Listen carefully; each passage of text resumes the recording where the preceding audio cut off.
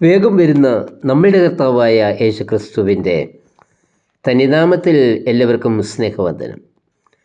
യേശു കർത്താവ് ശിഷ്യന്മാരോട് ചോദിച്ചു, ജനങ്ങൾ എന്നെക്കുറിച്ച് എന്തു പറയുന്നു? നിങ്ങൾ എന്നെക്കുറിച്ച് എന്തു പറയുന്നു? മത്തായി 16, 13, 15 വാക്യങ്ങൾ. ഈ ചോദ്യത്തിൻ്റെ പശ്ചാത്തലം അറിഞ്ഞുവെങ്കിൽ മാത്രമേ ചോദ്യത്തിൻ്റെ പ്രസക്തി എത്രമാത്രമെന്ന് മനസ്സിലാകുകയുള്ളൂ. ഫിലിപ്പിൻ്റെ കൈസയിൽ വെച്ചാണ് യേശു ഈ ചോദ്യം ചോദിക്കുന്നത്. അന്നത്തെ റോമ സാമ്രാജ്യത്തിൻ്റെ പരിധിയിൽ ആയിരുന്നു ഈ പ്രദേശം. റോമ കൈസരുടെ നിയന്ത്രണത്തിലും ആയിരുന്നു. കൈസരുടെ പ്രീതിക്കായിട്ടായിരുന്നു പാനിയാസ് എന്ന ഈ പ്രദേശത്തിൻ്റെ പേര് കൈസരിയ എന്ന് മാറ്റിയത്. റോമ കൈസരുടെ ഭരണകേന്ദ്രത്തിൽ വെച്ച് കൈസരുടെ വലിയ അധികാര പശ്ചാത്തലത്തിലാണ് യേശു ഈ ചോദ്യം ചോദിക്കുന്നത്. ഞാൻ നിങ്ങൾക്കാരാണ്? ഇന്ന് വിവിധ അധികാര ശക്തികളുടെ കീഴിൽ ആയിരിക്കുന്ന നമ്മോടും യേശു ചോദിക്കുന്നു, ഞാൻ നിങ്ങൾക്കാരാണ്? എല്ലാ അധികാരത്തെക്കാളും ശക്തനാണ് ഞാൻ എന്ന് നീ വിശ്വസിക്കുന്നുണ്ടോ? കൈസരിയ ഫിലിപ്പിയ വിഗ്രഹ ആരാധകരുടെ കേന്ദ്രമായിരുന്നു. വിഗ്രഹങ്ങളെ മാത്രമല്ല, ചക്രവർത്തിയെപ്പോലും അവർ ദൈവമായി കണ്ട് ആരാധിച്ചിരുന്നു. അനേക ദൈവങ്ങളെ ആരാധിക്കുന്ന ഈ സമൂഹത്തിന് മുൻപിൽ ഞാൻ നിങ്ങൾക്ക് ആരാണ് എന്ന യേശു കർത്താവ് ചോദിക്കുന്നത്.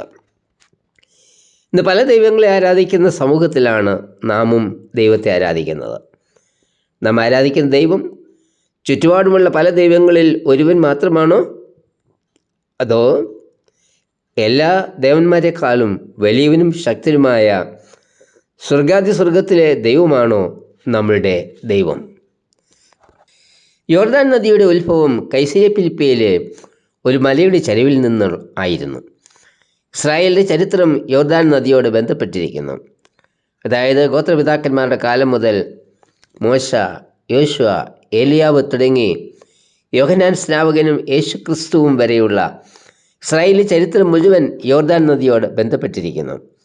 ഇസ്രായേലിൻ്റെ ചരിത്രവുമായി ബന്ധപ്പെടുത്തി ഞാൻ നിങ്ങൾക്ക് നിങ്ങളുടെ പിതാക്കന്മാരെക്കാൾ വലിയവനാണോ എന്ന കർത്താവ് ചോദിക്കുന്നത്. അധികാരശക്തികളുടെ മധ്യത്തിൽ, ജാതീയ ദേവന്മാരുടെ മധ്യത്തിൽ, നിങ്ങളുടെ ചരിത്ര നേതാക്കന്മാരുമായുള്ള ബന്ധത്തിൽ ഞാൻ നിങ്ങൾക്കാരാണ്? ഈ ചോദ്യം തന്നെ യേശു കർത്താവ് നമ്മോട് ചോദിക്കുന്നു. യേശു നമ്മുടെ ജീവിതത്തിൽ ആരാണ്? യേശുവിനെ കർത്താവായി എങ്ങനെയാണ് നാം അറിയുന്നത്? ബുദ്ധിപരമായി യേശു ആരെന്ന് മനസ്സിലാക്കാം. ഗദരദേശത്തിലെ ഭൂതബാധിതൻ യേശുവിനെ ദൈവപുത്ര എന്നാണ് വിളിക്കുന്നത്. യേശു ദൈവപുത്രൻ എന്ന് ഭൂതത്തിനും അറിയാം. ഈ വിധത്തിലുള്ള അറിവ് കൊണ്ട് യേശുവിനെ മനസ്സിലാക്കുവാൻ സാധിക്കില്ല. യേശുവിനെ ആത്മീകമായി അറിയണം. Divine understanding. യേശുവിൻ്റെ ചോദ്യത്തിനുള്ള പത്രോസിൻ്റെ മറുപടി, നീ ജീവനുള്ള ദൈവത്തിൻ്റെ പുത്രനായ ക്രിസ്തു ആകുന്നു എന്നായിരുന്നു.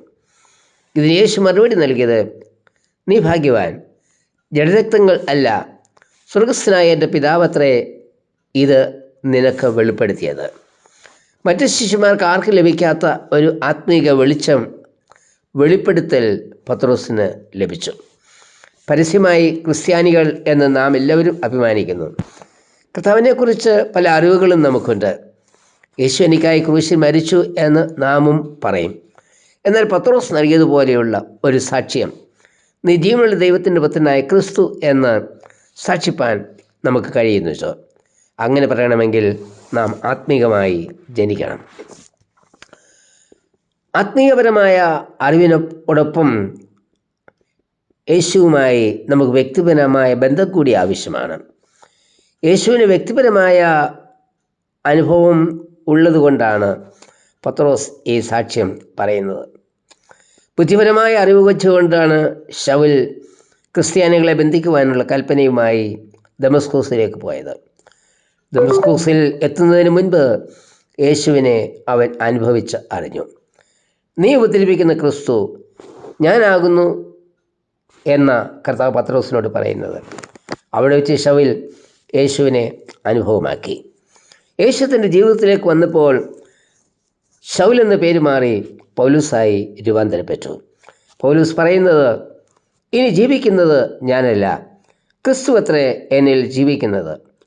വ്യക്തിപരമായി യേശുവിനെ അനുഭവിച്ചറിഞ്ഞവർക്ക് മാത്രമേ പൗലോസിലുണ്ടായ രൂപാന്തര അനുഭവവും ഈ സാക്ഷ്യവും പറയുവാനായിട്ട് കഴിയൂ.